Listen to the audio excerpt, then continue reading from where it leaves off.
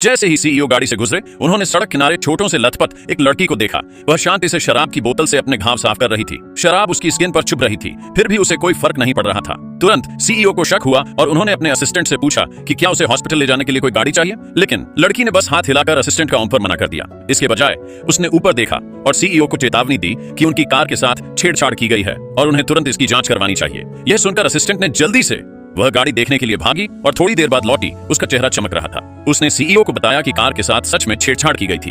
अगर इसे कुछ और किलोमीटर चलाया जाता तो शायद यह एक गंभीर एक्सीडेंट होता। यह सुनकर सीईओ तुरंत लड़की के बारे में जानने को उत्सुक हो गई।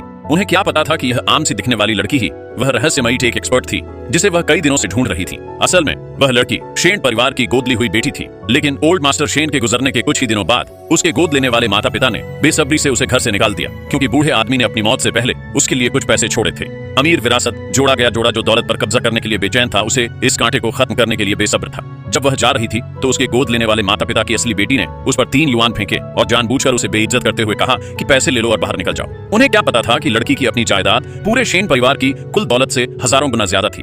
उसे शेन परिवार की छोटी सी विरासत की कोई परवाह नहीं थी। उसे बस अपने दादा के साथ बचपन की प्यारी यादों से लगाव था। शेन परिवार को छोड़ने से पहले उसने उनके दरवाजे पर घुटने टेक दिए और कहीं और जाने की जगह न होने पर लड़की सिर्फ कुछ समय के लिए ही रह सकती थी। वह अपनी मौसी के पास रहने चली गई। उसकी मौसी का परिवार अमीर नहीं था और उनके रहने के हालात भी अच्छे नहीं थे, लेकिन उसकी आंटी और कजिन ने उसके साथ सच्ची मेहरबानी की, जिससे उसे वह अपनापन मिला जो बहुत पहले खो गया था। उसे आराम देने के लिए उसकी आंटी और कजिन ने उसे अपना इकलौता बिस्तर दे दिया, जो खुद लिविंग रूम में फर्श पर सोता था। इस अनोखी मेहरबानी से बहुत खुश होकर लड़की ने उसी दिन अपनी सबसे अच्छी दोस्त से कांटेक्ट किया और अपनी दोस्त से कहा कि वह चुपके से सिटी सेंटर में एक बड़ा अपार्टमेंट खरीद ले और अपनी आंटी की मेहरबानी का बदला चुकाने के लिए उसे उसकी आंटी को दे दे।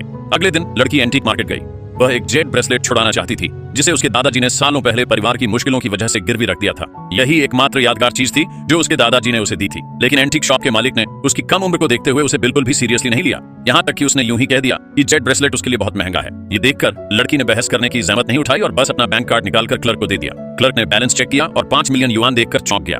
ये जानकर शॉप के मालिक का रवैया तुरंत 180 डिग्री बदल गया। वह तुरंत मुस्कुराते हुए दौड़ी और बहुत माफी मांगी, लेकिन तभी दुकान पर एक बड़े क्लाइंट का फोन आया जिसने कहा कि वे जेड ब्रेसलेट के लिए ज्यादा कीमत देने को तैयार हैं। वह कोई भी कीमत देने को तैयार था और जिस आदमी ने लड़की से ब्रेसलेट छीना वह कोई और नहीं बल्कि वही सीईओ था जिससे वह एक दिन पहले सड़क पर टकरा गया था। आखिर में लड़की पीछे नहीं हटी और सीधे जेड ब्रेसलेट के लिए 40 मिलियन की बोली लगा दी। सीईओ को एहसास हुआ कि वह एक जवान लड़की से हार गया है, तो उसने सोचा कि वह जानबूझकर उसे परेशान करने की कोशिश कर रही है। फिर ब्रेसलेट खरीदने के बाद अपनी आंटी के घर जाते समय लड़की को अचानक गुंडों का एक ग्रुप मिला